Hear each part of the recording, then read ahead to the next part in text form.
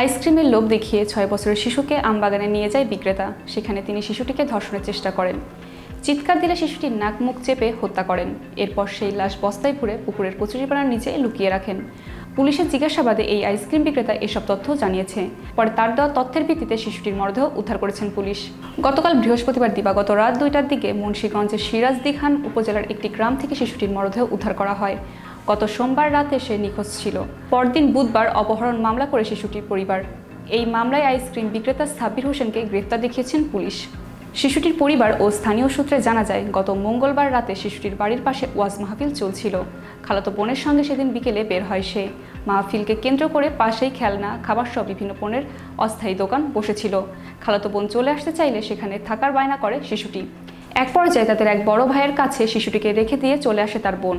সেখান থেকে নিখোঁজ হয় শিশুটি।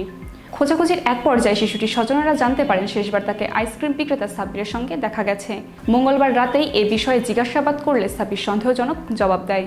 এতে ক্ষুব্ধ হয়ে তাকে পিটুনি দেয় এলাকার লোকজন। পরে সাব্বিরকে উদ্ধার করে থানায় নিয়ে যায় পুলিশ।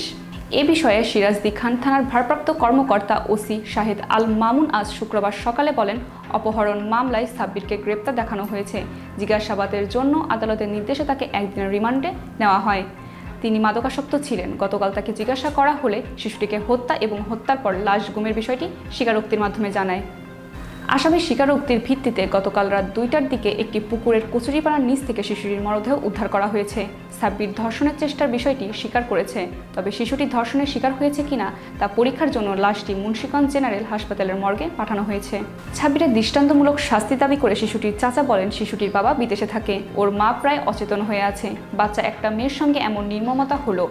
আসামি সাব্বিরের দৃষ্টান্তমূলক শাস্তি চাই। এদিকে শিশুটির ধর্ষণ চেষ্টা ও হত্যার ঘটনাটি জানতে পেরে আজ ভোরে সাব্বিরের বাড়িতে হামলা চালিয়েছে বিক্ষুব্ধ জনতা। তার বাড়ি ভাঙচুরের পর ঘরের মালামাল বাইরে নিয়ে আগুন জ্বালিয়ে দেওয়া হয়।